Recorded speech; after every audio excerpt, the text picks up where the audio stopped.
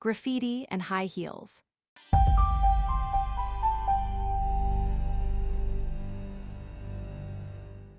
Chapter 1. The Canvas of Rebellion. The air in Elara Vance's tiny apartment in Ethelberg's artisan district was a strange alchemy of turpentine, stale coffee, and the faint, unmistakable scent of aerosol paint. It clung to the threadbare curtains, permeated the stacks of design sketches overflowing her desk, and shimmered faintly on the dust motes dancing in the morning light. Elara herself, perched on a stool far too tall for the cramped space, was a canvas of her own. Specks of iridescent glitter, like scattered stardust, clung to her dark, practical braid and dusted the frayed cuffs of her oversized sweatshirt. One particularly stubborn fleck sat just above her left eyebrow, catching the light as she leaned closer to the large, meticulously detailed fashion sketch splayed before her. Her pencil, a blunt stub she'd sharpened countless times, danced across the heavy paper, adding the final, delicate strokes to the hem of a gown. It wasn't just any gown. It was a defiant whisper against the prevailing whispers of haute couture. A long, flowing silhouette, yes, but its fabric was imagined from recycled industrial materials, its embellishments a cascade of discarded circuit boards, subtly re-envisioned into abstract, glittering motifs. This was for Vanguard Institute, for Professor Petrova's advanced draping course, and it was, Elara knew, utterly too raw, Petrova's favored critique for anything that dared to breathe outside the stale, traditional boxes of Ethelberg's elite fashion houses. Still glittering, I see. The voice, warm and laced with amusement, drifted from the doorway.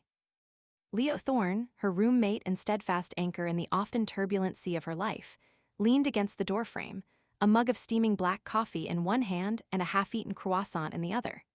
His dark curls were perpetually disheveled, and his eyes, bright and intelligent behind wire-rimmed glasses, held a knowing glint. He had an uncanny knack for appearing just when Elara was teetering on the edge of a creative meltdown or a financial one. Elara didn't look up, her focus absolute. "It's part of the process, Leo. You wouldn't understand. The glitter imbues the very fabric of my being with artistic energy.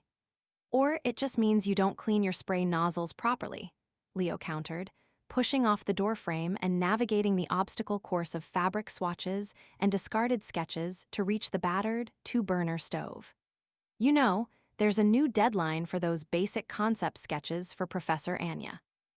And speaking of deadlines, rent is also, very stubbornly, on its own schedule." The mention of rent was a familiar, dull ache in Elara's stomach. "Don't remind me. This artistic energy needs to pay for itself eventually. Unlike Serafina Dubois, I don't have a trust fund overflowing with Ethelberg's old money to cushion my fall when I inevitably design something too subversive for the Vanguard jury." Her voice held a bitter edge. Serafina, with her polished perfection and predictable designs, was everything Elara was not, and everything Vanguard often seemed to celebrate. Leo set the kettle to boil. "Serafina designs for the past, Elara. You design for the future, whether Ethelberg's stuffy elite is ready for it or not." He paused, turning to face her, his expression more serious now. "Look, I get it. This city, this industry, it's a gilded cage, but you have talent. Raw, unfiltered talent. The kind that frightens the Petrovas of the world." He gestured vaguely at her sketch, then at the lingering shimmer on her clothes. "Just be smart about how you use it. Don't let them dim your sparkle, but don't burn too bright too fast either." Elara met his gaze, a flicker of something unspoken passing between them. Leo knew. He always knew. He was her confidant, her co-conspirator in the grand, glittering scheme that was her other life. He understood the hidden language of the glitter, the reason for its omnipresence in their small apartment. He was the only one who truly grasped the duality of Elara Vance, the struggling student and the defiant phantom of the city's drab walls. The hushed, reverent atmosphere of Vanguard Institute's main studio classroom was a stark contrast to the lively chaos of Elara's apartment. Here, the air was thick with the scent of freshly cut fabric and the quiet whir of high-end sewing machines. Professor Anya Petrova, a woman whose severe, perfectly tailored suit seemed to embody the very tradition she upheld, surveyed the students with an eagle eye. Her silver hair was pulled back in a severe bun, and her expression was perpetually one of discerning judgment. Elara presented her recycled elegance design, unfurling the large sketch with a nervous flutter in her stomach. She'd spent hours on it, poured her soul into its intricate details and defiant message. Professor Petrova adjusted her glasses, peering at the sketch. Her lips, usually a thin line, pursed even tighter. "Vance," she began, her voice a low, precise instrument of critique, "your ambition is admirable, and your technical skill, as always, is undeniable. But this, my dear, is simply too raw, too unrefined. Where is the elegance, the timeless beauty that defines House of Lumina's legacy, or even the classic lines of the great houses of Ethelberg? This speaks of industrial grit, not haute couture." She tapped a perfectly manicured finger on one of the reimagined circuit board embellishments. "It's almost confrontational. We are not here to provoke, Vance, but to elevate, to create beauty that transcends the mundane." Elara felt a familiar knot of frustration tighten in her chest. "But Professor, isn't true beauty also found in challenge, in reimagining what's considered mundane and elevating that? The city is changing, the materials available are changing, the very fabric of society is changing. Shouldn't our designs reflect that evolution?" Professor Petrova offered a tight, dismissive smile. "Evolution, yes. Revolution, no, not in these hallowed halls." She moved on without further comment, leaving Elara feeling as if she'd been dismissed not just as a student, but as an artist. Next, Serafina Dubois, immaculately dressed in a perfectly tailored tweed blazer and pearl earrings, stepped forward. Her design was a classic ball gown, rendered in soft, flowing silk in a demure champagne color, adorned with delicate, hand-embroidered floral patterns. It was exquisite, faultless, and utterly safe. "A beautiful interpretation of timeless elegance, Miss Dubois," Professor Petrova purred, a rare smile gracing her lips. "The craftsmanship is impeccable, the silhouette divine. This is what we strive for here at Vanguard. Practicality, commercial viability, and exquisite taste. Bravo!" Serafina preened, basking in the praise. As she rolled up her sketch, her eyes flickered to Elara, a faint smirk playing on her lips. "Perhaps some people just don't understand the difference between a gallery and a grimy alley wall, Professor," she murmured, loud enough for Elara to hear, her words dripping with thinly veiled scorn for Elara's street art aesthetic. Elara's jaw tightened. She longed to retort, to tell Serafina that true art wasn't confined to a gilded frame or a pristine runway, but she bit back the words. What was the point? They lived in different worlds, even within the same classroom. Elara simply gathered her too raw sketch, a defiant fire smoldering in her eyes. They could call it what they wanted. Tonight, the alleys would prove them wrong.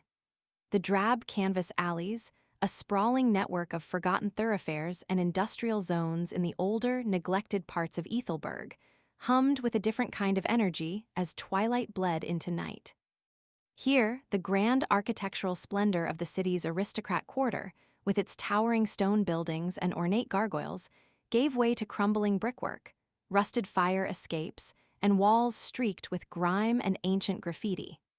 It was precisely the kind of place Professor Petrova would deem abhorrent, and precisely the kind of place Elara, as Glimmer, found her true freedom. Tonight, her chosen canvas was a particularly imposing, stained concrete underpass wall that bordered the very edge of the aristocrat quarter. Its surface was vast, bleak, and unforgiving, a perfect antithesis to the glittering world she inhabited in her mind. Elara moved with a fluid, practiced grace, her movements honed by countless nocturnal expeditions. Dressed in dark, nondescript clothing, a loose hoodie pulled low to obscure her face, she was a shadow amidst shadows. Her backpack, heavy with cans of aerosol paint and her carefully crafted stencils, felt like a toolbox of rebellion. She worked quickly, her heart thrumming with a mixture of exhilaration and purpose. From her bag, she extracted her signature stencil. An intricate, elegantly curved high-heel shoe, rendered with astonishing detail, its heel impossibly slender, its arch a defiant curve. This wasn't just a shoe, it was a symbol, an icon of the very world she critiqued, reappropriated and imbued with a new meaning. With a hiss and a whisper, the first burst of paint erupted from the nozzle. Elara layered colors, starting with a deep midnight blue that seemed to absorb the dim streetlights, then building upon it with shimmering silvers and greens, until finally the piece de resistance, a fine mist of iridescent glitter, catching the faint light and scattering it in 1,000 tiny, dazzling points. The high heel, emerging from the drab concrete, seemed to pulse with a hidden light, a dazzling phantom against the oppressive gray. It wasn't just a tag, it was a jewel discarded and then reclaimed, blazing with a rebellious fire. She heard it then, the distant, rhythmic crunch of heavy boots on asphalt, a security guard undoubtedly making his nightly rounds. Elara froze, her breath held tight in her lungs. She was almost done, just a few more flourishes. The thrill of the near miss was an intoxicating rush, sharpening her senses. She risked a quick glance over her shoulder. The guard was still some distance away, his flashlight beam cutting a swathe through the damp air. With a final, decisive flourish, she added a tiny, almost imperceptible crown atop the heel, her unique signature, a secret glimmer of royalty. Then, with the stealth of a cat, she packed her tools, melted back into the deeper shadows of the alley, and disappeared, leaving behind only the shimmering, defiant heel, an ethereal beacon of rebellion in the heart of Ethelberg's old money. The satisfaction was immense, a quiet triumph against the crushing weight of expectation and tradition. This was her true art, raw and untamed, destined for no gallery, no classroom, but for the unforgiving, beautiful canvas of the city itself. The fluorescent lights of Elara's apartment had never seemed so offensively bright. The morning after her nocturnal excursion, a bone-deep weariness clung to her, a residue of adrenaline and the chill of the alleys. She was hunched over a lukewarm cup of coffee, staring blankly at her sketch-covered desk, contemplating another day of struggling to make her art fit into someone else's narrow definition. Suddenly, the apartment door burst open with an excited bang. Leo, his eyes wide and bright with an almost manic energy, stood framed in the doorway, his phone clutched in his hand like a sacred relic. "Elara, you won't believe this." "No, seriously, you will not believe this." He practically launched himself across the room, thrusting his phone into her face. Elara squinted at the screen, her bleary eyes struggling to focus on the headline. Then, her heart lurched. The headline, stark and bold, screamed, "Armand Lumina seeks Glimmer 4 Dream collaboration." Iconic shoe mogul launches citywide quest for anonymous street artist behind the Glimmer Tag. Below it, a high-resolution image flashed. Her latest piece, the shimmering high heel from the underpass wall, captured in all its defiant glory. The iridescent glitter caught the camera flash, making it look almost alive, a beacon of light in the drabness. A cold dread seeped into Elara's bones, quickly followed by a rush of adrenaline that banished all weariness. Panic. Pure, unadulterated panic. Armand Lumina, the reclusive shoe mogul, Prince Armand, as the fashion press often called him. His house of Lumina was the pinnacle of Ethelberg's haute couture, famous for its avant-garde designs that somehow always managed to remain exquisitely classic. For him to take notice, it was unthinkable. "No," Elara whispered, pulling back from the phone as if it might scald her. "No, no, no, this can't be happening. He can't be looking for me." Her mind reeled, tumbling through worst-case scenarios. Exposure, public humiliation, possibly legal repercussions. Her carefully constructed dual life crumbling before her eyes like a forgotten sketch in the rain. Leo, however, was practically vibrating with excitement. "Are you insane? This is it, Elara. This is everything. A collaboration with Lumina. Do you know what this means? It means validation, legitimacy. You could finally show them all, Petrova, Serafina, the entire stuffy Ethelberg elite, what real talent looks like." He paced the small living room, a whirlwind of energy. "This isn't just some local art prize, this is Armand Lumina. He's a visionary, he sees what you see." "He sees, Glimmer," Elara retorted, her voice rising in a desperate plea. "Not Elara Vance, the student struggling to pay rent. This is a nightmare, Leo. If I try to enter, if I even hint at being Glimmer, it's over. My anonymity, my freedom, everything." Leo stopped, placing both hands firmly on her shoulders, his expression earnest. "Look at me, Elara. We both know this is terrifying, but isn't this what you've always wanted? To make art that matters, art that reaches beyond these alleys, art that forces people to truly see? This is your chance, your one impossible, glittering chance to bridge those two worlds. He squeezed her shoulders. We'll be smart about it. We'll protect your identity. We'll build an anonymous portfolio so brilliant, so undeniably you, that they'll have no choice but to pick you. And we'll make sure no one ever connects Glimmer to Elara Vance. Think of the irony, Elara. You, infiltrating their world, using their own obsession with your art against them. Elara looked from Leo's determined face to the glowing headline on his phone. The fear was still there, a cold knot in her stomach, but beneath it, a different feeling began to stir. A potent, undeniable allure. The opportunity to create, not just on a grimy wall, but on a grand, legitimate stage. To prove her vision. To challenge the very definition of haute couture from within. The artistic pull was immense, an almost gravitational force. Could she truly walk away from this? From the chance to collaborate with one of the greatest designers of their time, a man who saw something revolutionary in her rebellious tags.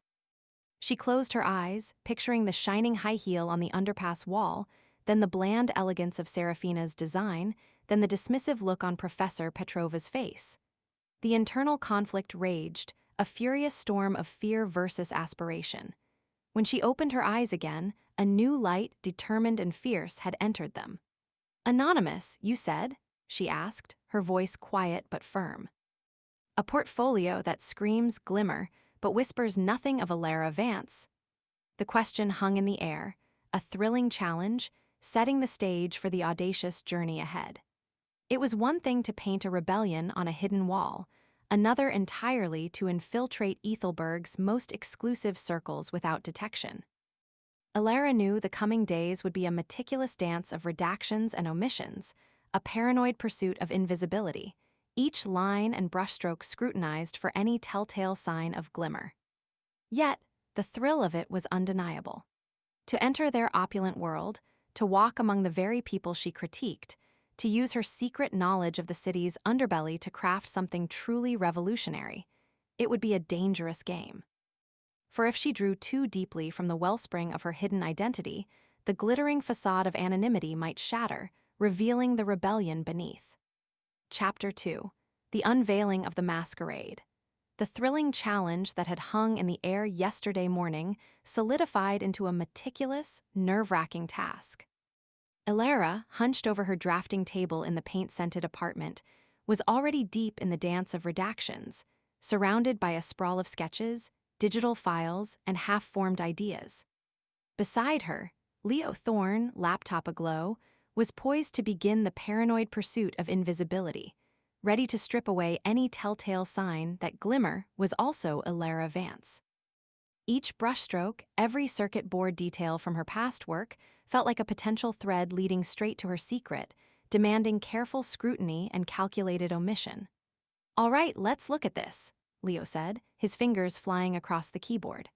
Armand Lumina's Glimmer quest is clear, seeking the visionary artist behind the iconic Glimmer Tag for a dream collaboration. They want Glimmer's aesthetic, Glimmer's voice. Not Elara Vance, fashion student who's been told her work is unrefined by Professor Petrova. He shot her a sympathetic, knowing glance. Elara winced. "Tell me about it. Everything I do at Vanguard has Elara Vance stamped all over it. How do we make this portfolio scream Glimmer without screaming Elara?" They spread out a chaotic mosaic of her life's work.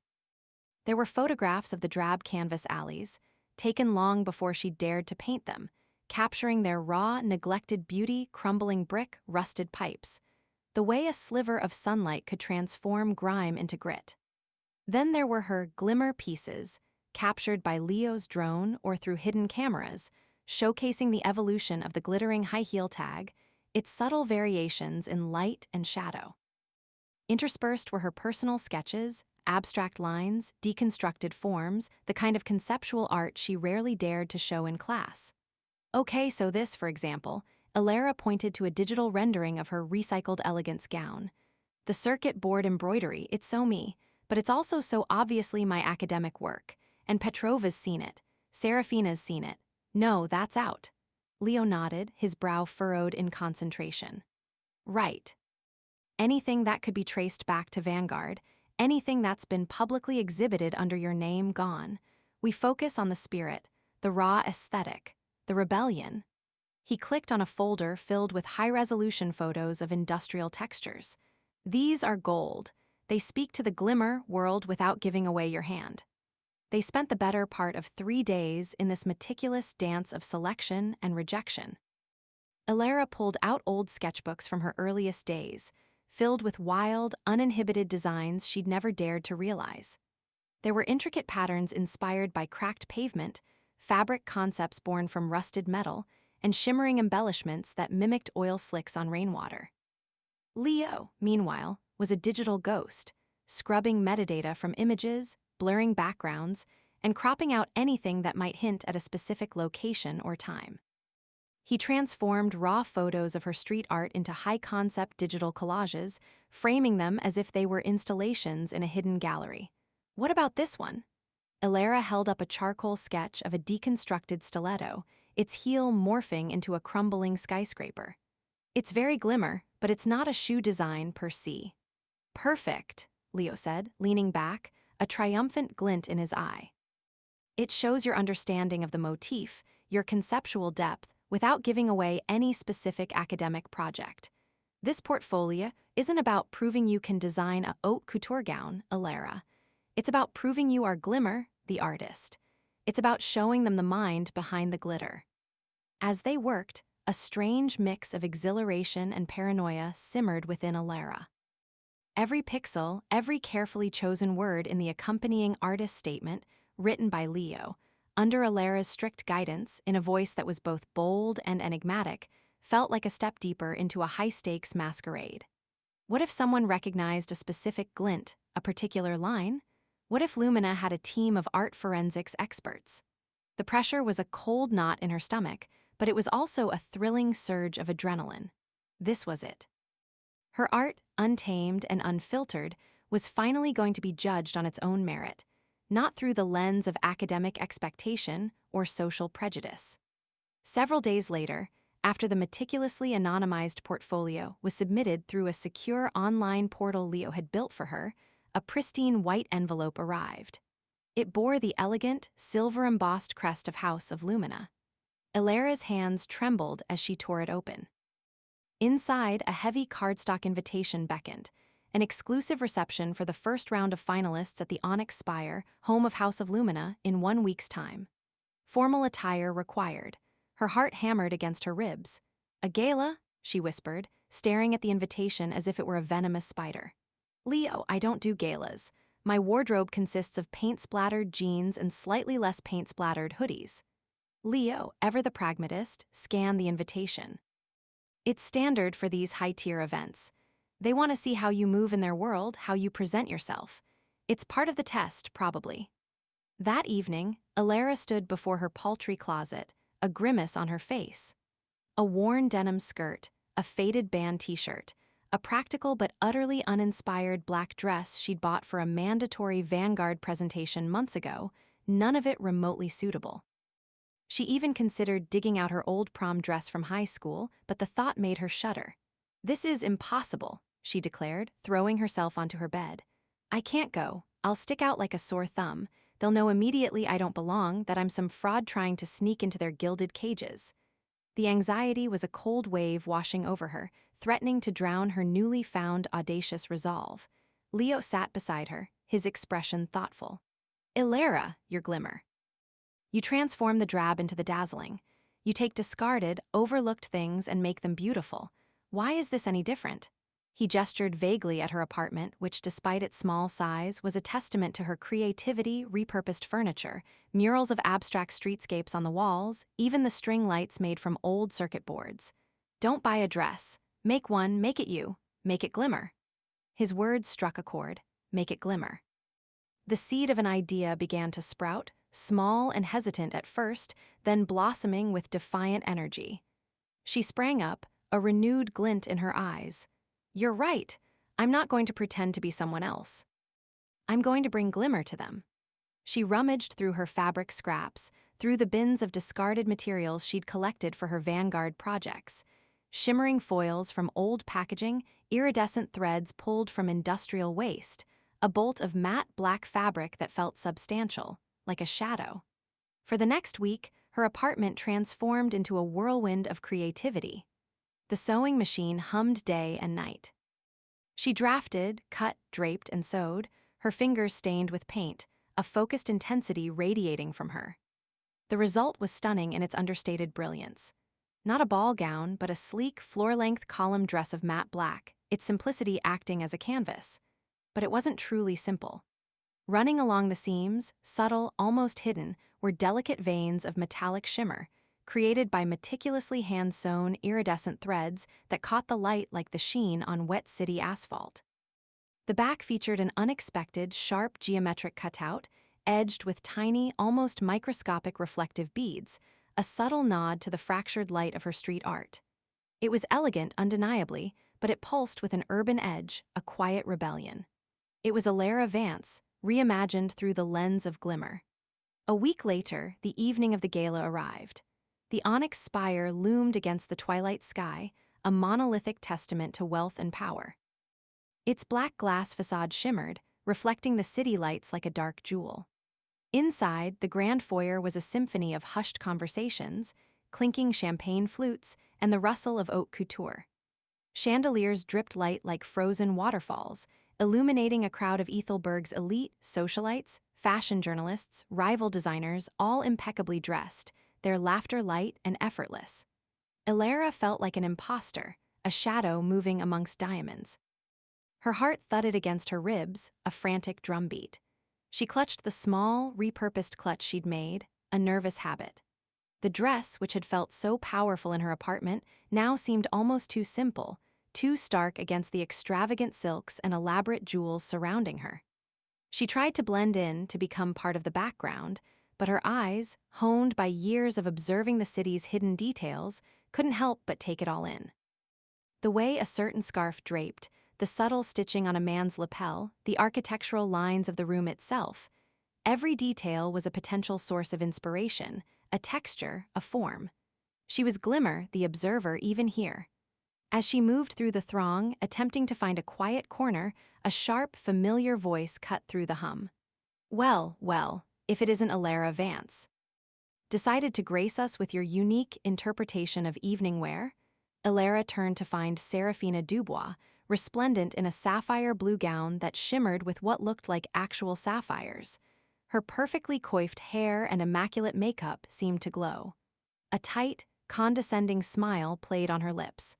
I must say, it's certainly unconventional. I suppose you're here to protest the lack of recycled materials on display? No, Seraphina, Elara replied, her voice steadier than she felt. I'm here because I'm a finalist just like you. She met Seraphina's gaze, refusing to back down. The confidence she'd found in making her own dress suddenly surged, a quiet defiance. Seraphina's smile faltered, replaced by a flicker of annoyance. She hadn't expected Elara to be among the chosen. A finalist? For what exactly? I hardly think your street art aesthetic aligns with the House of Lumina's vision of timeless elegance. She sniffed, dismissing Elara with a dismissive wave of her hand, and turned to greet a cluster of fawning acquaintances. Elara took a deep breath. Let her think what she wanted.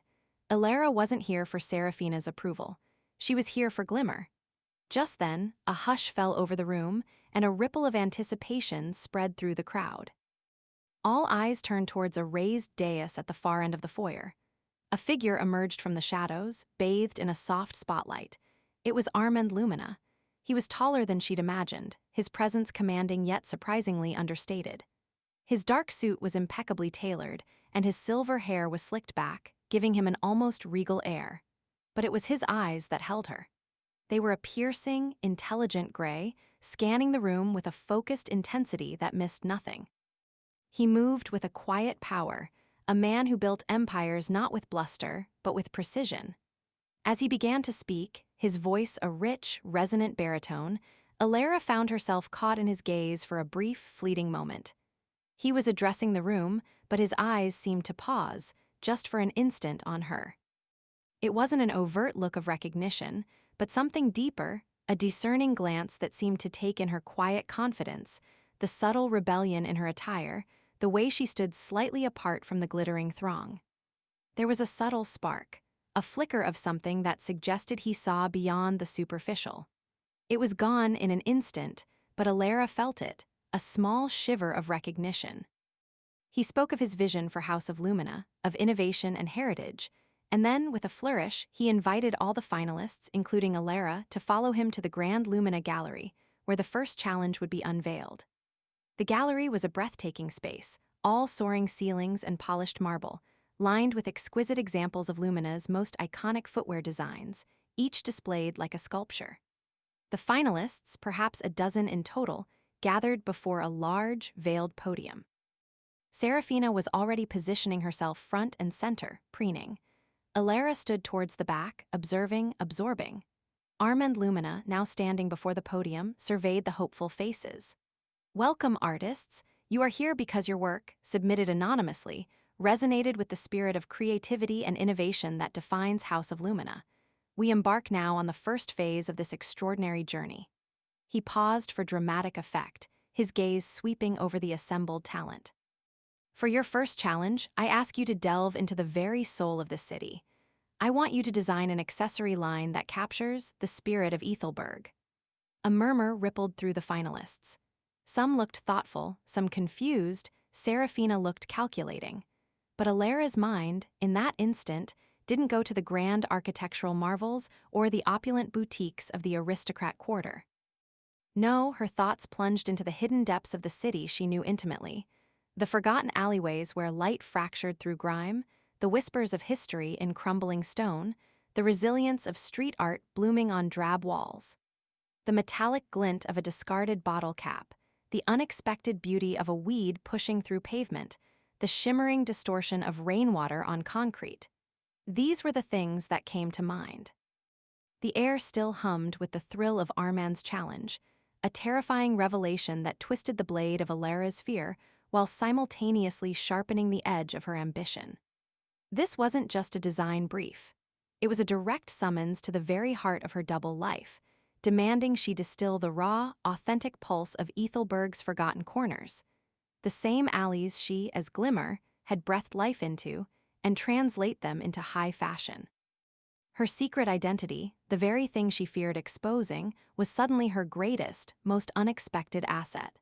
Yet, the heavy weight of her masquerade, usually a shield, now felt like a spotlight, threatening to expose the street artist behind the designer.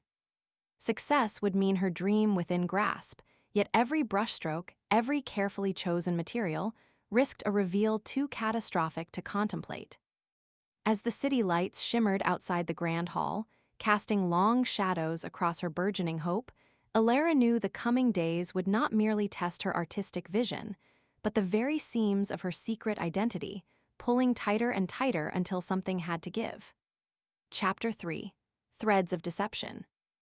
A week had passed since Armand Lumina's challenge echoed through the onyx spire, a week Elara had spent not in the hushed, pristine design studios, but in the echoing embrace of Ethelberg's underbelly. Armed with a sketchpad and a camera, she delved into the drab canvas alleys, letting the city's forgotten pulse guide her hand. Every cracked cobblestone, every rain-slicked shimmer on a graffiti-strewn wall, became a whisper of inspiration for the accessory line she now meticulously crafted back in her studio. The thrill of this authentic connection was exhilarating, yet beneath it, the chilling awareness that these threads of creativity were spun from the very secret she guarded so fiercely, pulling tighter and tighter with each new design. In the sterile, fluorescent-lit design studio within the onyx spire, surrounded by other finalists whose tables bore neat rows of fabric swatches and classical sketches, Elara's workspace was an anomaly. It was a controlled chaos of found objects. A corroded metal plate she'd salvaged from a forgotten loading dock, a handful of iridescent pebbles from a storm drain, even a discarded piece of circuit board she'd somehow managed to polish to a dull sheen. These weren't just materials, they were fragments of Ethelberg's true spirit, waiting to be reborn. She traced the rough texture of a photograph depicting a moss-stained brick wall, translating its ruggedness onto a design for a clutch. The concept bloomed, a cobblestone clutch, its surface a mosaic of small, irregular leather patches, each subtly textured to mimic the worn, uneven beauty of the alley's historic ground. For earrings, she envisioned delicate, almost ethereal pieces that captured the fleeting beauty of light on water in the city's forgotten corners. Her rain glitter earrings were an exercise in subtle rebellion, crafted from fine wires embedded with microscopic, reflective beads that caught and refracted light like scattered raindrops on asphalt. The overall effect was one of raw elegance, a bridge between the grit of the street and the gleam of the runway. Each piece incorporated a discreet flash of iridescence, a secret glimmer that was her signature, her heart on her sleeve yet hidden in plain sight. The process was consuming. Days blurred into nights, the polished steel walls of the spire's upper floors feeling less like a prestigious workshop and more like a gilded cage. Sleep became a luxury, stolen in short, fitful bursts. Her phone, a lifeline to her other life, buzzed with a message to Leo late one Tuesday night, the studio silence save for the hum of the ventilation system. Need you to run interference again. Another late one. Big installation opportunity tonight on the old dockside. Gotta seize the moment. A minute later, his reply flashed back. On it. Just make sure you're not still glowing when you get back. Don't want any sparkly evidence lingering. She smiled, a weary but genuine curve of her lips. Leo was her rock, her co-conspirator, a vital part of her carefully constructed deception. He understood the imperative of her street art, the catharsis and defiance it offered, especially now, when she was forced to funnel that same energy into a controlled, high-stakes environment. The dockside installation, a bold, sweeping mural incorporating her high-heel stencil on a massive scale, was calling to her. It was the only way to truly ground herself, to remind herself who she was beneath the carefully curated facade of a fashion student. The energy she drew from those clandestine nights fueled the innovation of her accessory designs, making them authentic, making them hers. 2 days later, the Air in the Lumina design review room on the 10th floor of the Onyx Spire crackled with anticipation. A long, pristine white table stretched across the room, displaying the finalists' accessory lines. Each set was presented on individual pedestals, bathed in spotlights that seemed to scrutinize every seam, every curve. Elara stood before her collection, her cobblestone clutch resting prominently on its stand, flanked by the delicate rain glitter earrings and a series of minimalist chokers woven with salvaged copper wire. She dressed simply, in a dark, tailored jumpsuit, letting her designs speak for themselves. The silence was palpable as Armand Lumina, flanked by Professor Anya Petrova and a panel of other industry experts, approached her display. Armand Lumina's gaze was intense, analytical, moving over her creations with a deliberate slowness that Elara found both unnerving and exhilarating. He picked up the clutch, his thumb tracing the subtle texture of the leather mosaic. "You said in your portfolio that fashion is a conversation with the city around you," he began, his voice a low, resonant baritone. "These pieces, they certainly speak of Ethelberg, but not the Ethelberg of polished boulevards and grand facades. Which part of the city are you conversing with, Elara?" Elara felt a thrill, a jolt of recognition that he truly saw something deeper. "The neglected parts, Mr. Lumina," she replied, her voice clear despite the tremor in her hands. "The forgotten corners, the alleys, the industrial zones where history is etched onto every surface. There's a raw, authentic beauty there, a resilience. I wanted to capture the texture of that resilience, the way light catches on a puddle after a storm, the strength in the cracks." She gestured to the subtle iridescence woven into the earrings. "It's about finding beauty where others might only see decay." Professor Petrova, usually so critical, stepped forward, her expression a mix of surprise and grudging admiration. "Remarkable, Elara. Your execution is, as always, unconventional, but here it works. The conceptualization is audacious. It pushes boundaries, certainly. It's edgy, but undeniable." It was the closest to praise Elara had ever received from her. Armand Lumina set the clutch back down, his eyes still on Elara. "A powerful statement," he murmured, a faint, almost imperceptible smile playing on his lips. "You truly see the city, don't you?" His question wasn't just about her designs. It felt like a probe into her very being, into the secret part of her that was Ethelberg's underground artist. A wave of nervous energy washed over her. He saw too much. He sensed the truth, or at least a powerful echo of it. Next to her, Serafina Dubois watched the exchange, her perfectly made-up face unreadable, save for the slight tightening around her eyes. When it was her turn, Serafina presented a collection of impeccably crafted, classic leather handbags and delicate pearl necklaces. They were elegant, safe, and undeniably commercial. Serafina's collection demonstrates a keen understanding of timeless elegance, Professor Petrova announced, her tone far more effusive than it had been for Elara. It's sophisticated, commercially viable, and perfectly aligns with the Lumina brand's luxury aesthetic. Armand nodded in agreement, acknowledging the quality. Exquisite craftsmanship, Serafina, a testament to classical beauty. As the panel moved on to the next finalist, Serafina turned to Elara, her smile sharp, not reaching her eyes. Such rustic inspiration, Elara. One might almost mistake your cobblestone clutch for something dug out of, well, a cobblestone alley. The cutting glance she gave Elara was laced with unmistakable suspicion, her eyes lingering on the faint, almost imperceptible shimmer that seemed to cling to Elara's dark jumpsuit.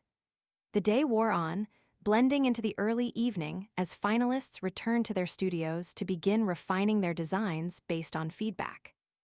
Elara, buoyed by Armand's subtle yet profound interest, felt a surge of creative energy.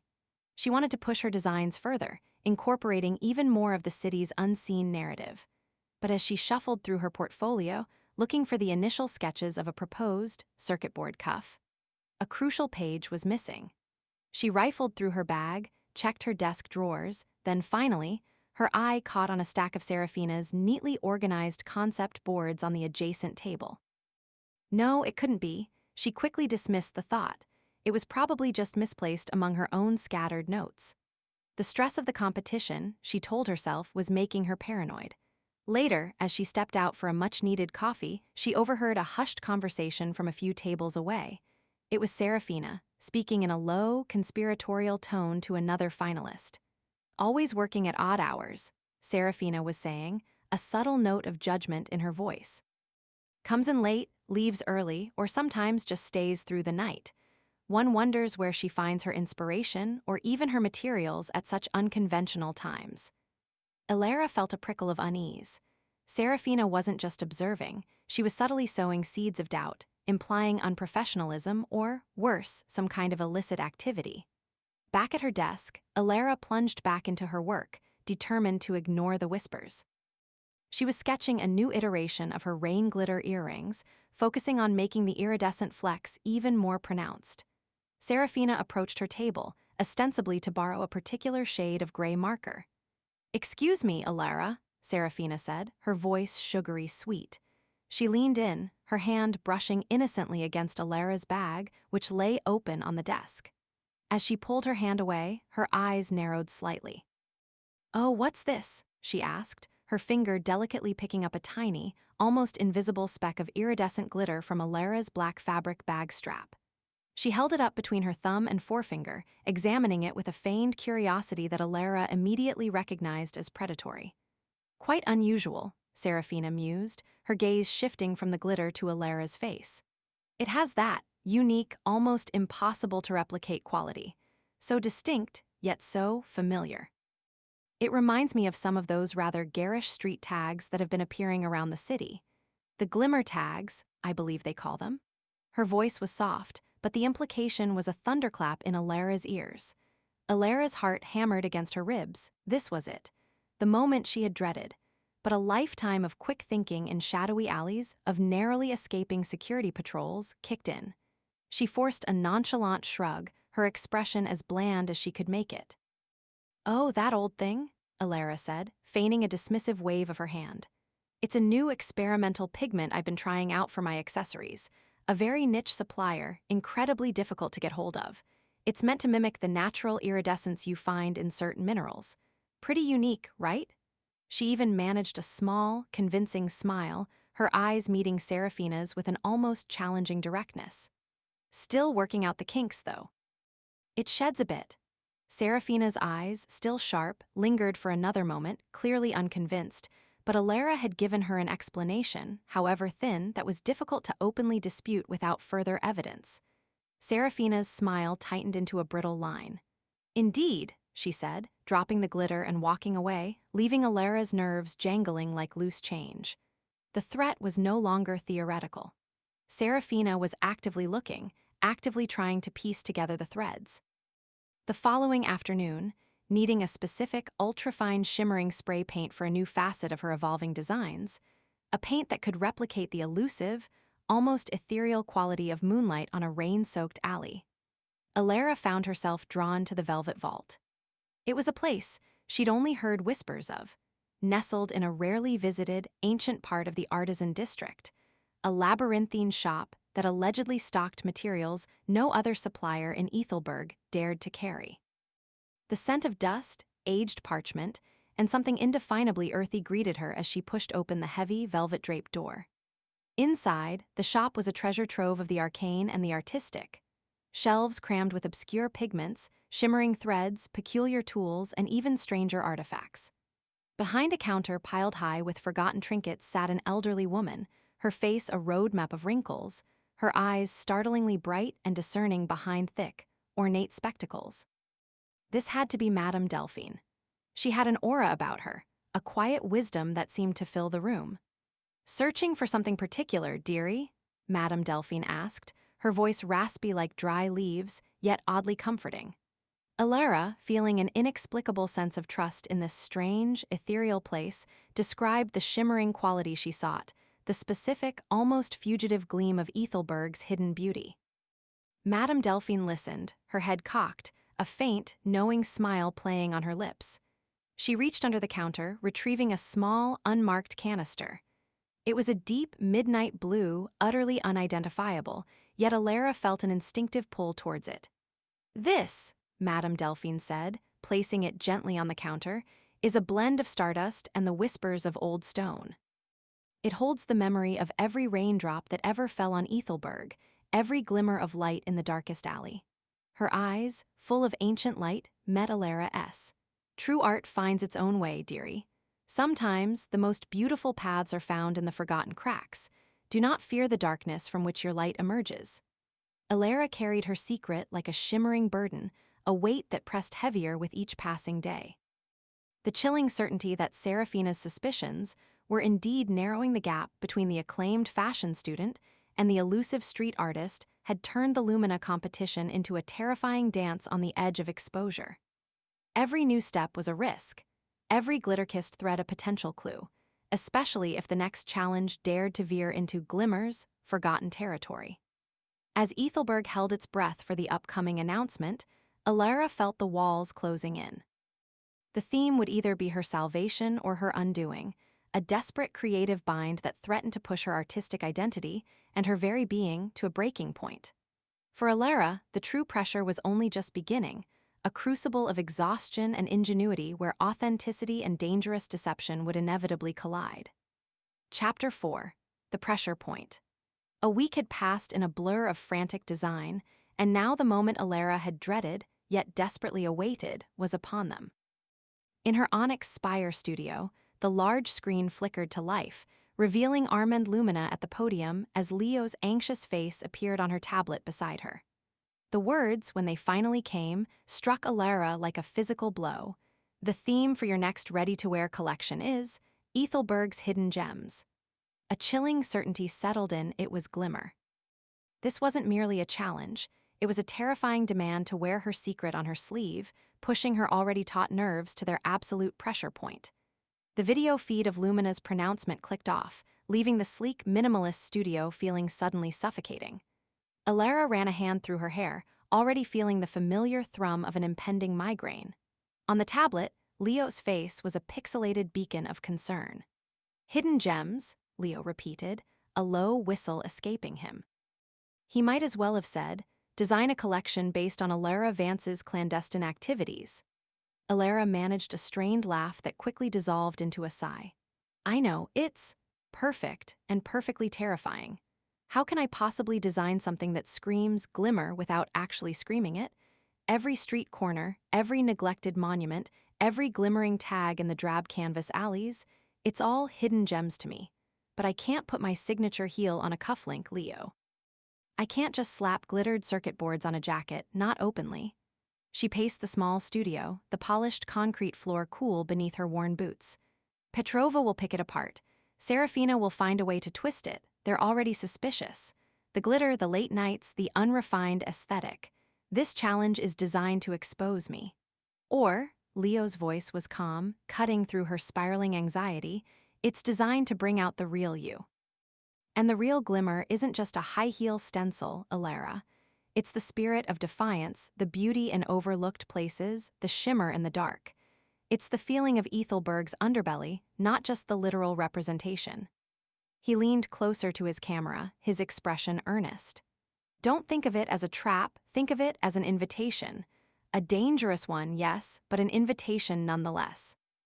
You're the only one here who truly understands Ethelberg's hidden gems because you've lived them, you've painted them.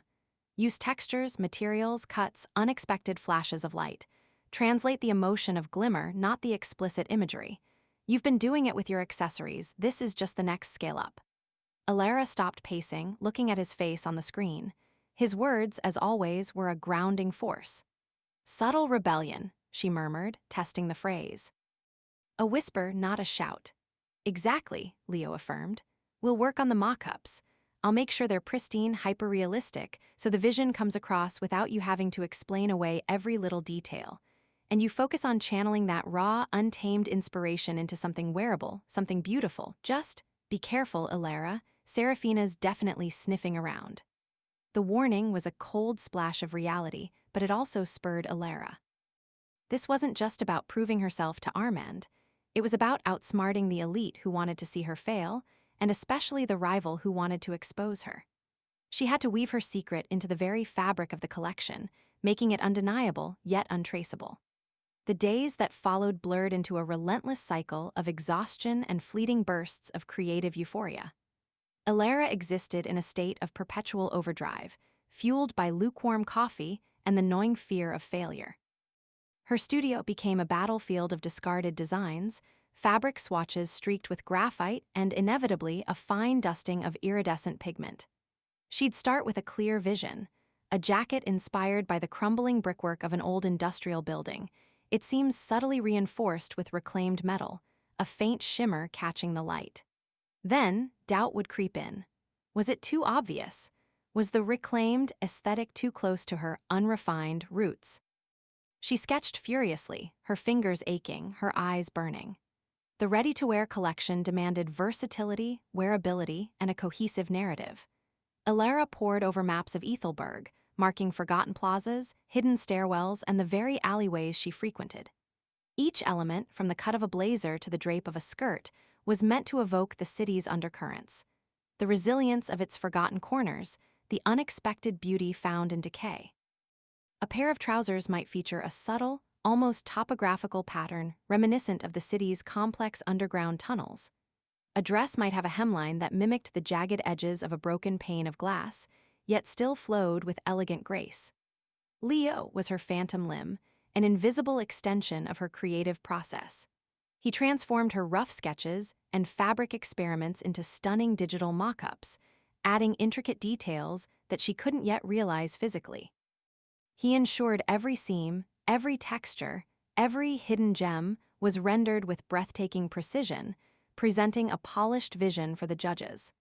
Without his technical prowess and meticulous attention to detail, her raw concepts would never translate into the sophisticated collection she envisioned.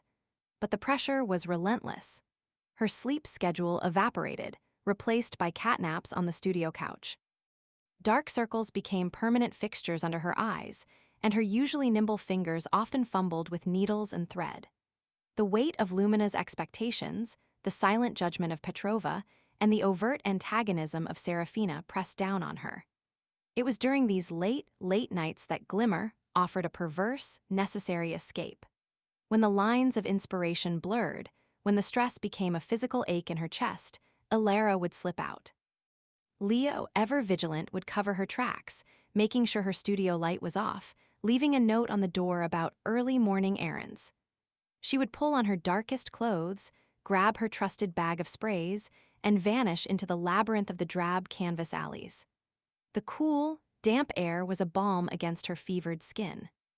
The rhythmic hiss of the spray can, the sharp scent of paint, the immediate gratification of seeing the shimmering high-heel crown appear on a grimy wall, these were her therapy. Each tag was a silent scream of defiance, a release of the immense pressure building inside her. And in the quiet solitude of those forgotten places, surrounded by the very hidden gems she was trying to capture, new ideas would spark. A reflection in a puddle would inspire a fabric's sheen. The chipped paint of a forgotten sign would suggest a layered textile effect. The rough texture of concrete became a muse for innovative pleating. Glimmer wasn't just a secret identity, it was the wellspring of her creativity, the very essence she was both trying to express and conceal. The irony was a bitter taste, yet it was also the engine that kept her going. While Elara toiled in her creative bunker, oblivious to much beyond her designs, Serafina Dubois moved like a sleek predator through the polished halls of the onyx spire. Elara's growing exhaustion, evident in her slumped posture and the permanent shadow beneath her eyes, had not gone unnoticed. Nor had the distinctive, almost ethereal shimmer that seemed to cling to Elara's clothing, even her hair, despite her attempts to brush it off. It wasn't the coarse, theatrical glitter used in costume design, but something finer, more elusive, catching the light with a unique, rainbow-like iridescence. Serafina had watched Elara leave her studio several times in the dead of night, only to return hours later looking even more drained, but strangely invigorated. Curiosity, coupled with a potent cocktail of jealousy and ambition, drove her. One afternoon, feigning a search for a misplaced sketchbook, Serafina lingered near Elara's studio. The door was slightly ajar, a sliver of artistic chaos visible inside. She saw discarded sketches, fabric samples, and on the floor near a overflowing trash bin, a small, dark speck. She knelt, pretending to tie her shoe, and deftly picked it up. It was a fragment, barely a centimeter long, of what looked like a thin plastic sheet. And it was covered in that unmistakable iridescent shimmer, the same kind she'd noticed on Elara. It was too small to be conclusive, but the shape hinted at something angular, perhaps part of a larger, cut-out shape. A stencil? The thought sent a thrill through her. Later, in the opulent communal lounge where competitors occasionally mingled, Serafina initiated a series of casual conversations. Her voice was light, dismissive, yet each word was carefully chosen to plant a seed of doubt. "Has anyone else noticed Elara's unusual work hours?" she asked a pair of junior designers, swirling her designer tea. "And her designs are certainly raw, almost as if she's working on something else entirely, something outside the parameters of haute couture." She paused, then added with a feigned curiosity, "And that glitter she uses. It's quite distinctive, isn't it? I keep seeing it in the oddest places, almost like the kind of thing you'd find in those rather unsanitary parts of the city where the glimmer tags appear. Has anyone else picked up on that particular shimmer around the building?" She watched their faces, seeing the flicker of recognition, the dawning curiosity. Serafina offered a saccharine smile. "Oh, it's probably just a new experimental pigment from Vanguard. Elara always was one for the avant-garde, even if it does make a mess." The casual dismissal was more damning than any accusation. She saw the threads of suspicion begin to weave, just as she intended. Her internal surveillance of Elara had shifted from observation to active sabotage, each subtle word, each raised eyebrow, a step closer to unmasking Elara. It was late, the onyx spire a hushed mausoleum of commerce, when a soft knock sounded on Elara's studio door. She flinched, startled, her hand flying to her chest. It was well past midnight. Who could it be? Leo never knocked. She cautiously opened the door to find Armand Lumina standing in the hallway, his silhouette framed by the soft glow of the emergency lights. He wasn't in his usual impeccably tailored suit, but a dark, unbuttoned shirt and slacks, looking less like a mogul and more like a man who had also been working far too late.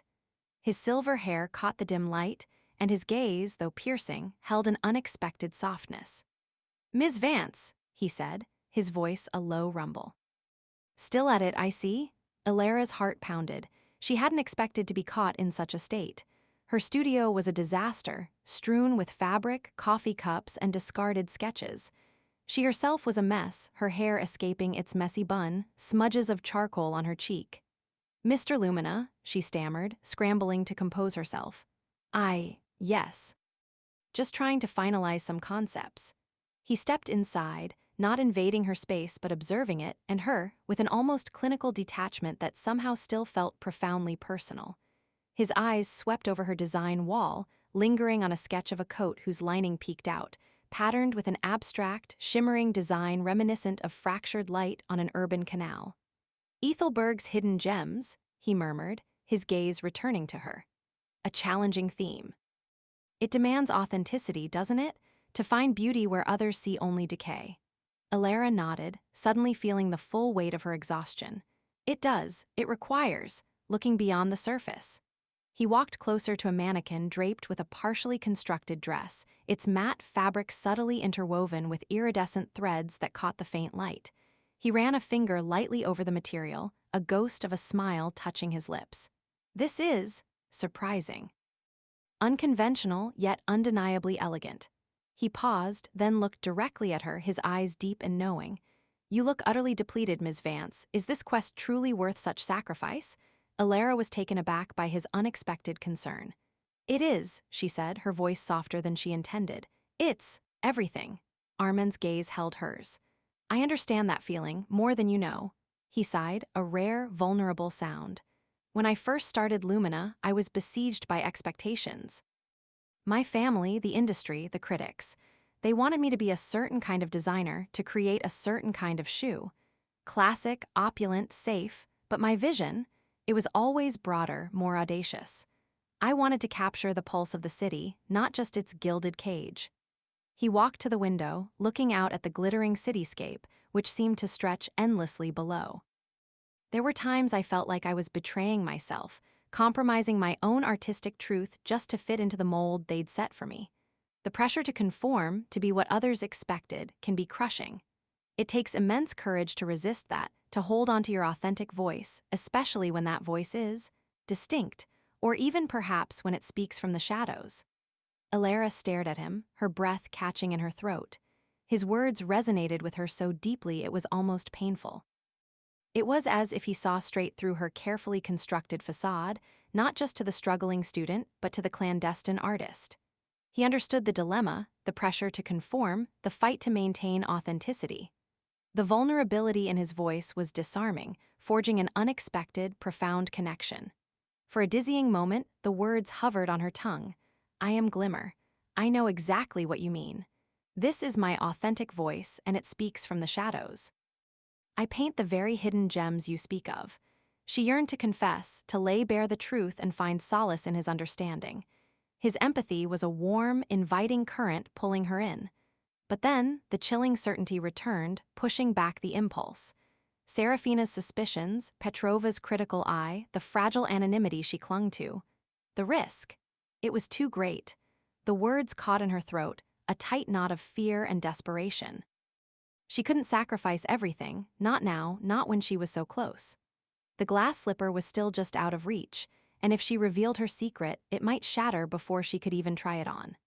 Elara stood amidst her collection, no longer just fabric and thread, but a tangible echo of Ethelberg's hidden heartbeat.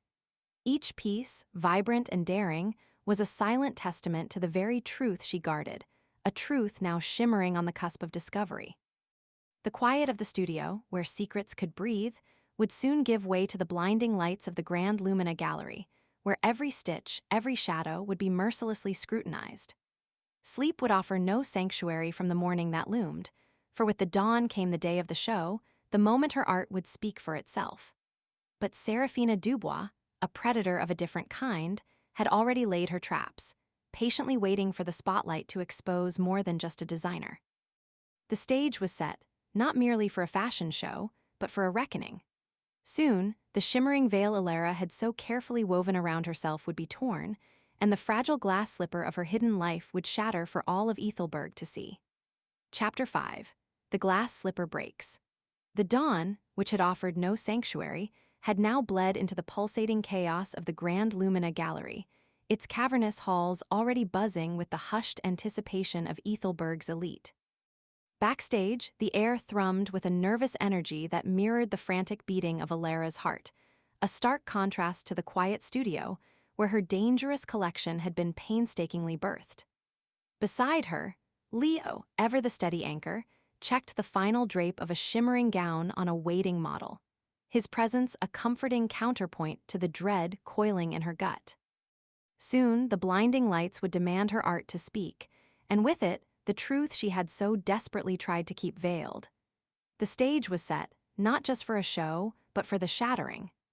Elara's hands, usually so steady with a spray can, trembled slightly as she adjusted the collar of a structural jacket on Annika, the first model.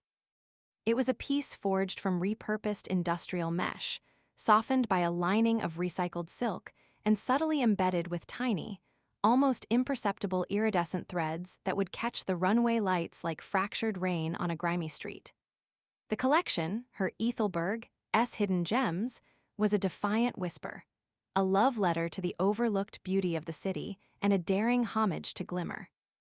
Every piece from the cobblestone shift, a dress with a textural, asymmetrical hemline mimicking worn urban pathways, to the alley bloom gown, a sweeping silhouette of dark matte fabric that erupted in a shower of hidden, glittering sequins like blossoms in forgotten corners, screamed her clandestine identity, but only if one knew where to look. "That's it, Annika. Perfect," Elara murmured, stepping back. The model's eyes, bright with excitement, met hers. "You look incredible." Leo, his brow furrowed in concentration, meticulously smoothed a fold on a sweeping coat, its surface a mosaic of dull grays and charcoals, yet somehow alive with an inner, almost phosphorescent glow. "Are you sure about this, Elara? The shimmer on the underpass veil, it's bold. You've used the Madame Delphine paint, haven't you?" Elara nodded, her throat suddenly dry. The shimmering fabric on the coat was her ultimate gamble, a direct translation of the Glimmer Tag's signature sparkle, achieved with the unique pigment from the Velvet Vault. "It has to be. It's the truth of the city, Leo, the truth of Glimmer." She glanced at him, a raw mix of fear and conviction in her eyes. "It's either all in or nothing at all." He squeezed her shoulder, a silent testament to their shared conspiracy. "Then it's all in. You've put your heart into this, Elara, and your soul." "They'll see it." His voice was a low, steady murmur, cutting through the rising tide of her anxiety. "This isn't about proving you can design a haute couture gown. It's about proving you are Glimmer, just on a different canvas." A sharp, imperious voice sliced through the air. "5 minutes, Elara. Make sure your models understand the narrative." "Authenticity is key, remember?" Professor Petrova, ever the taskmaster, swept past, her gaze lingering a fraction too long on the glinting threads woven into Annika's jacket. Elara offered a tight, professional smile, but her heart hammered. Petrova, for all her grudging praise, still embodied the traditional Ethelberg establishment, the very thing Glimmer rebelled against. As the professor disappeared, Elara and Leo exchanged a knowing glance, a silent acknowledgement of the immense, exhilarating risk she was about to take. This collection wasn't just a challenge, it was an act of defiance, a carefully crafted confession woven into fabric and light. The weight of her secret, the precarious balance of her two lives, felt heavier than ever, yet paradoxically, a strange lightness bloomed in her chest. For the first time, Elara Vance and Glimmer were not just coexisting, they were collaborating, publicly, dangerously. The lights flared, hot and blinding, as the first model stepped onto the runway. The Grand Lumina Gallery, transformed into a sleek, minimalist canvas, erupted in a low murmur of anticipation. Elara stood at the edge of the backstage curtain, watching with a mixture of terror and exhilaration as her creations floated into the dazzling light. The cobblestone shift, stark yet elegant, caught the light in unexpected ways, its textured fabric rippling like the forgotten streets of Ethelberg. A collective gasp rippled through the Ethelberg elite, the financiers, the socialites, the critics, many of whom had never ventured beyond the manicured gardens of the aristocrat quarter. Then came the rain-sparkle coat, a deceptively simple trench that, as the model turned, revealed an inner lining alive with a fine, almost imperceptible iridescence, like a freshly tagged wall after a passing shower. The critics, perched in their front row seats, began to stir, pens scratching furiously on their pads. Buzzing whispers rose, a flurry of admiration. Unconventional, daring a conversation with the city itself. Came an excited murmur from one, swiftly followed by another, a true urban poet designing in fabric. Elara's gaze swept the room, pausing on the familiar faces. Professor Petrova, surprisingly, had a look of almost stunned admiration, a flicker of pride in her stern eyes that Elara had never seen before. But it was Armand Lumina's reaction that truly captivated her. Seated front and center, his usually impassive face was alight with an almost boyish wonder. He watched each piece with an intensity that suggested he wasn't just seeing garments, but something deeper, something resonant.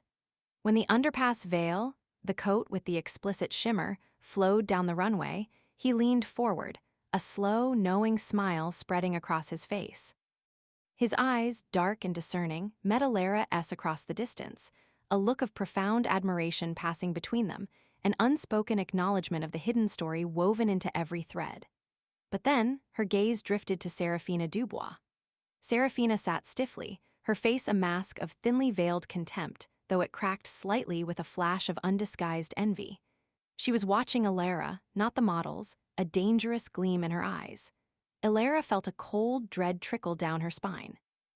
Serafina wasn't just observing, she was waiting. The finale piece, the alley bloom gown, cascaded down the runway. Its dark, matte silhouette was an ode to forgotten alleys, but as the model spun, the fabric erupted in a supernova of iridescent sequins, a sudden, blinding flash that was undeniably, unmistakably, the Glimmer Tag brought to life. The gallery was momentarily stunned into silence, then exploded into a thunderous applause. Flashbulbs popped like fireflies in a summer storm. The collective praise was deafening, a validation Elara had only dared to dream of. Stepping out for her designer's bow, Elara was met with a standing ovation. The applause washed over her like a tidal wave, a moment of pure, unadulterated triumph. She felt lightheaded, buoyed by the collective adoration. This was it. She had done it. She had translated Glimmer into haute couture, and they had seen it. The glass slipper was finally beginning to fit. As Elara prepared to take her final, triumphant bow, a figure detached herself from the front row, moving with deliberate, predatory grace. It was Serafina Dubois. A hush began to fall over the gallery as she approached the edge of the runway, her elegant silver gown shimmering malevolently under the spotlights. Her face, usually so composed, was contorted with a venomous smirk. In her outstretched hand, clutched between gloved fingers, was something small, dark, and unmistakably shimmering. "Ladies and gentlemen," Serafina's voice, amplified by the sudden silence, cut through the air, sharp and accusatory. "It is indeed a breathtaking collection, so innovative, so authentic." She paused, letting the word hang in the air, dripping with sarcasm. Her eyes, bright with malicious glee, fixed on Elara. "However, I believe we have found your Glimmer not a visionary but a vandal." Gasps rippled through the stunned audience, a collective inhalation of shock. Serafina held up her hand, revealing the object. A small, jagged fragment of a stencil clearly cut from a larger piece, its rough edges coated in a familiar, vibrant glitter. "I found this, discarded, near Ms. Vance's studio, just last night.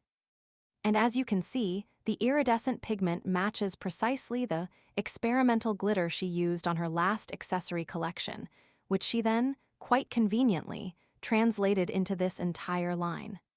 She turned her gaze back to the crowd, her voice rising in theatrical outrage. "This isn't artistry, this is fraud. This is a street hooligan attempting to masquerade as a legitimate designer, bringing the filth of the alleys into the sacred halls of high fashion." Her finger, still holding the glittering stencil fragment, pointed directly at Elara. "Glimmer is a criminal, a vandal, and I accuse Elara Vance of being that very person." Chaos erupted. The blinding camera flashes intensified, transforming the elegant gallery into a maelstrom of light. A cacophony of whispers and shouts surged through the room. "Glimmer, a street artist in high society? Is it true?" Reporters, like a pack of hungry wolves, surged forward, microphones thrust out, their questions a barrage of noise. Elara was frozen, utterly exposed. The world spun around her, a dizzying kaleidoscope of flashing lights and gaping faces. Her carefully constructed life, the delicate balance between Elara Vance and Glimmer, had shattered into a million glittering shards. Seraphina's words, sharp as broken glass, cut through the roaring in her ears. Vandal, criminal, fraud. The terms usually hurled from anonymous online comments, now echoed by Ethelberg's elite, felt like a physical blow. The glass slipper had not just broken, it had exploded. A moment of stunned, horrified silence stretched, a fragile pause in the unfolding chaos. Elara could feel all eyes on her, accusing, questioning, dissecting. Her heart thundered against her ribs, a frantic drumbeat of terror and rage. Denial was a whisper in her mind, a desperate, cowardly instinct to retract, to hide. But looking at Seraphina's smug, triumphant face, at the stunned faces of the audience, at Armand Lumina's piercing, expectant gaze, something shifted inside Elara. The terror receded, replaced by a searing, defiant fire. This was her art. This was her truth, and she would not deny it. She took a deep, shuddering breath, the cool air filling her lungs, steadying her. She pushed past the models, past the surging media, until she stood front and center, directly facing Seraphina, directly facing the world. Her voice, though trembling at first, grew stronger with each word, imbued with the raw power of conviction. Yes. The word sliced through the lingering whispers, clear and resonant. Yes, I am Glimmer. A collective gasp, louder this time, swept through the gallery. Camera flashes exploded again, more violently than before. Seraphina's triumphant smirk faltered, replaced by a look of shock. She hadn't expected confession, she had expected denial, a desperate scrabble for respectability. Elara continued, her voice gaining a passionate, unwavering cadence. I am Glimmer, and I am not a vandal. I am an artist. Her gaze swept over the stunned faces, connecting with Professor Petrova, whose eyes were wide with a new, complex understanding, then with Armand Lumina, whose expression had transformed from shock to a profound, almost reverent awe. My canvases, Elara declared, gesturing around the opulent gallery, then sweeping her hand wide as if to encompass the entire city, are the forgotten walls, the neglected underpasses of Ethelberg. The places you walk past every day without seeing. The places where the true spirit of the city, its resilience, its pain, its desperate beauty, truly resides. She stepped forward, closer to the front row, her voice filled with a fierce, almost poetic intensity. My art is a critique, a protest, against the superficiality, the polished emptiness, the fear of anything raw or real that permeates this city's elite.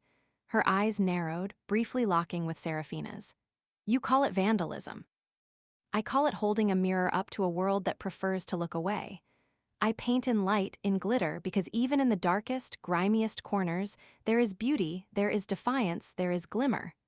She gestured to her collection, the shimmering fabrics catching the light. This collection, she declared, her voice ringing with newfound freedom, is not fraud. It is a promise. A promise that true art finds its way, that it will not be confined to galleries or runways, but will bloom wherever authenticity dares to take root. It is my expression, my heart, my truth. The silence that followed her impassioned speech was electric, charged with the weight of revelation.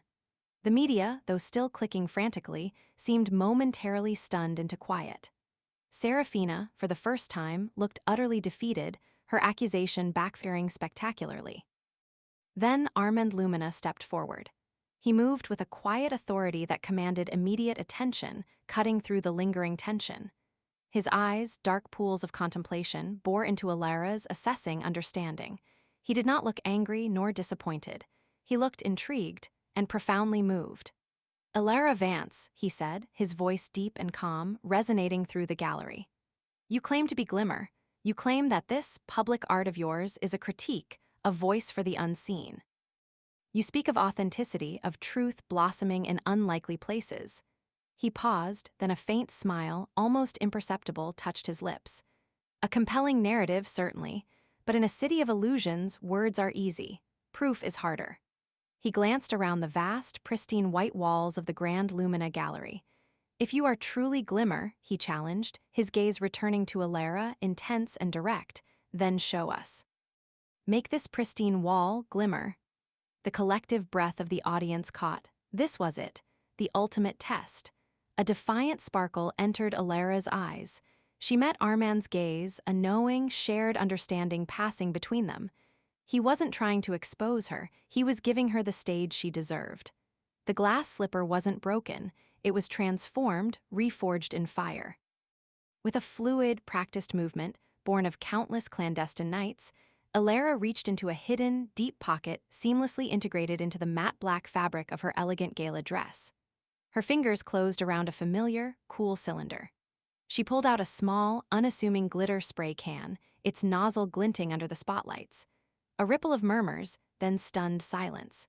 She turned to the nearest expanse of pristine white wall, her movements economical and precise. Her arm, accustomed to the swift, sweeping arcs of a master street artist, moved with practiced grace. In less than 3 seconds, with 2 swift bursts, a perfectly rendered, shimmering high-heel stencil, crowned with its signature glimmer, materialized on the immaculate surface. The iridescent glitter caught the light, sparkling like a constellation against the stark white, unmistakably the Glimmer Tag. The proof was undeniable. The artistic genius irrefutable. Elara Vance stood there, illuminated, triumphant, no longer hiding. Her secret, now her strength, had transformed a moment of public humiliation into a powerful, game-changing act of artistic liberation. The media, initially stunned, now roared with excitement, their cameras flashing faster than ever, capturing the moment the fashion world witnessed its most audacious and authentic revelation. The flashbulbs might have quieted, but the reverberations of her audacity were only just beginning to echo through the hallowed halls of Ethelberg. The city, a bastion of tradition and veiled truths, would not merely change, it would be forced to decide. Would it condemn the shattered glass slipper as vandalism, or recognize the raw, glittering art it revealed? For Elara, the stage was set, not for a final bow, but for an entirely new performance. Her identity, once a whispered secret, was now a loud, clear declaration that threatened to rewrite the very fabric of Ethelberg's fashion narrative. The question wasn't if Ethelberg would ever be the same, but what precisely it was destined to become, now that its most brilliant hidden light had finally dared to shine. Chapter 6. A New Design. The morning after, Ethelberg awoke to a glitter-dusted earthquake. Every screen, every newsstand, every hushed conversation buzzed with the aftermath of the Lumina Gallery revelation. The city split between outrage and fervent adoration. Vandal or visionary? Screamed headlines, while digital forums exploded with fervent debate, reflecting the depth of the divide. Elara, nursing a lukewarm tea amidst a scattering of unread newspapers, felt the city's pulse thrumming against her own, a chaotic symphony of condemnation and liberation. Leo, perched on the arm of her sofa, a tablet glowing in his hands, grinned triumphantly. "Forget the old guard, Elara. The people, the real critics, they're calling you a legend." He scrolled through a cascade of glowing reviews and excited fan art, proving the reverberations of her audacity were indeed reshaping Ethelberg, piece by glittering piece. The establishment newspapers, thick with the scent of old money and indignation, railed against the desecration of hallowed spaces and decried Elara as an anarchist in sequins, a threat to Ethelberg's venerable artistic traditions.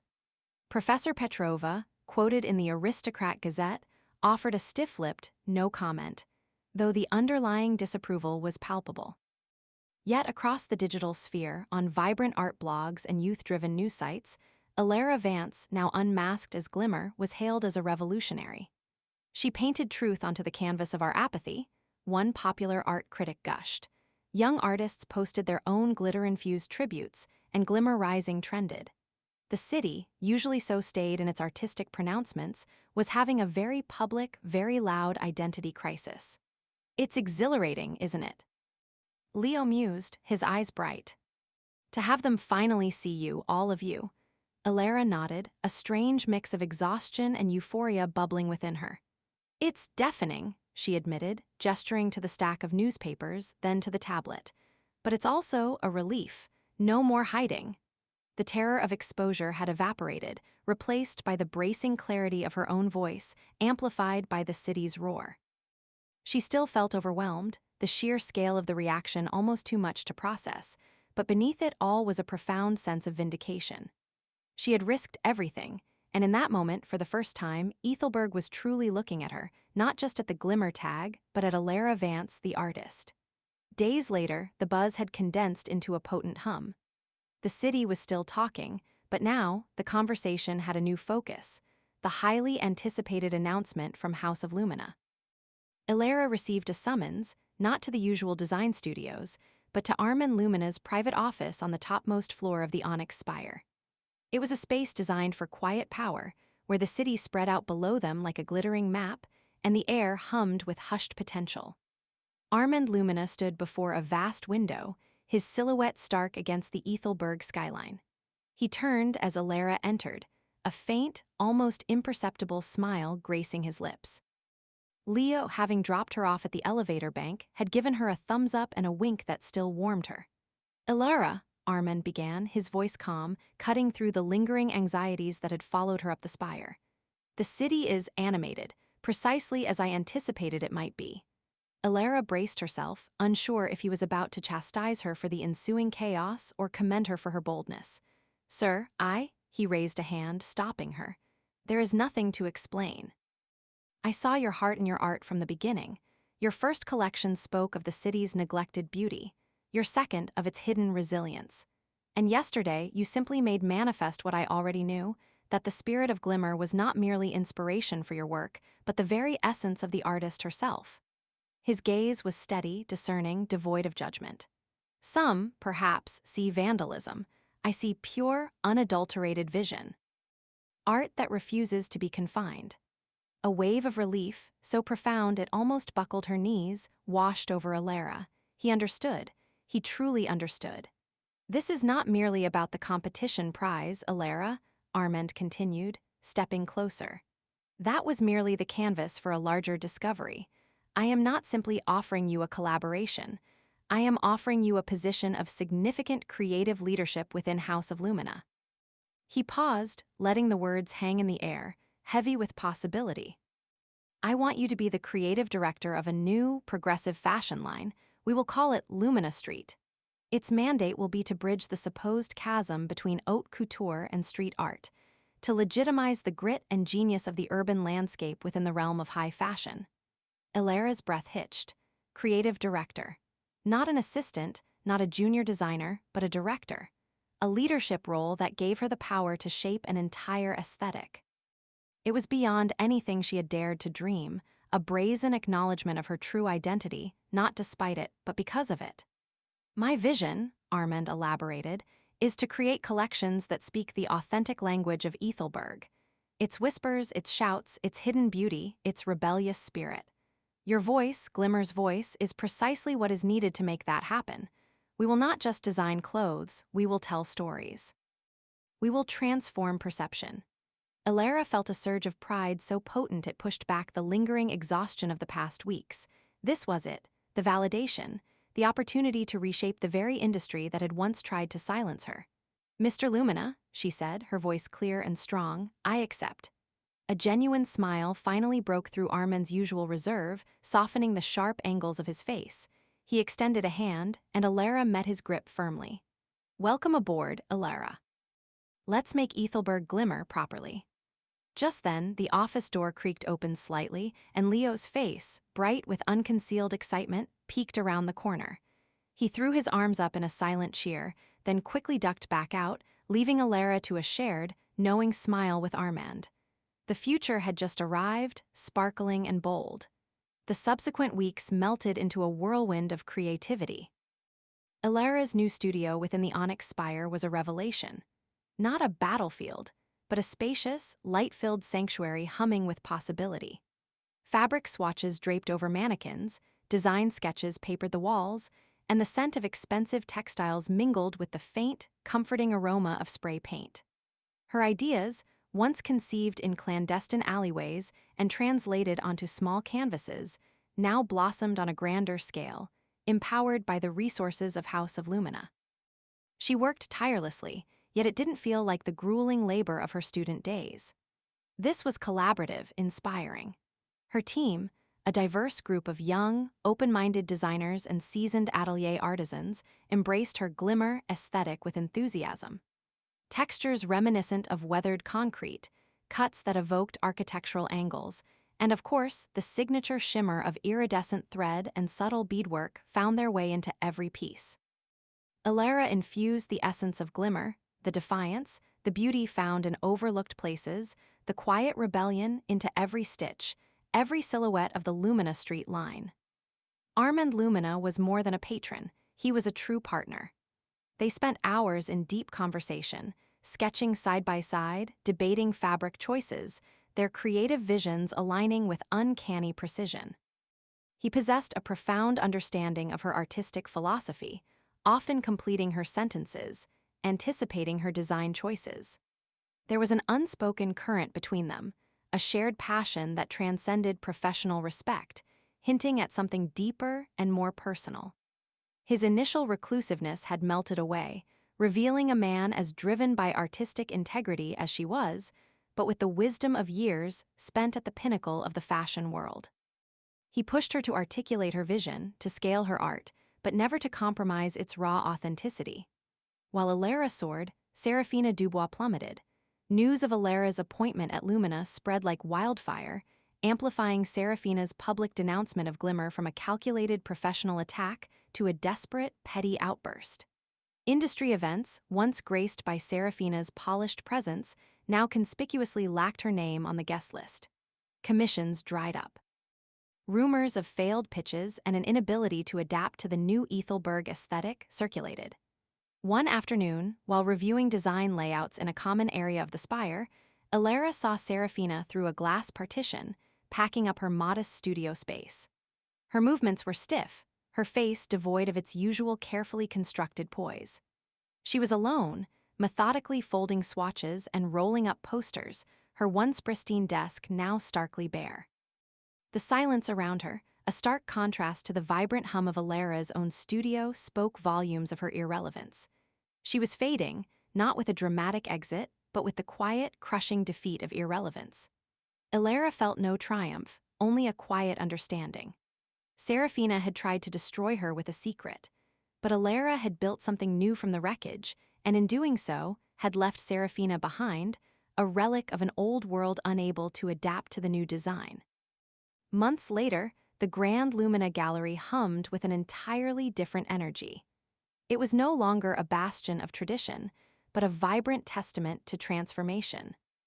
Tonight was the launch of Lumina Street, and the gallery, still bearing the faint, almost reverent outline of Elara's spontaneous Glimmer Tag on its pristine wall, was packed with a diverse crowd.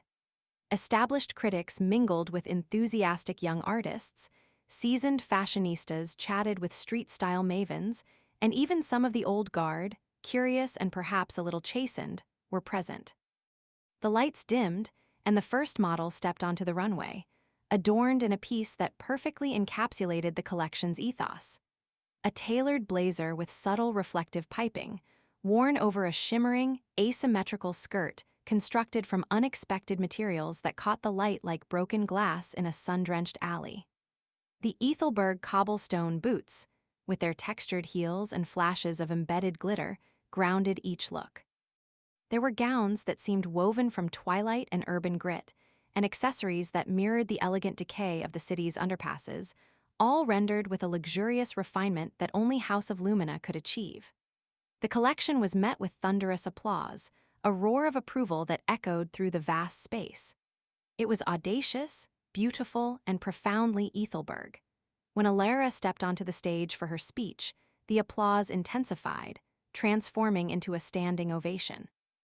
She wore a shimmering black pantsuit, designed in her own vision with a subtle, iridescent glimmer that seemed to emanate from her very being. She felt no fear, only immense gratitude and power.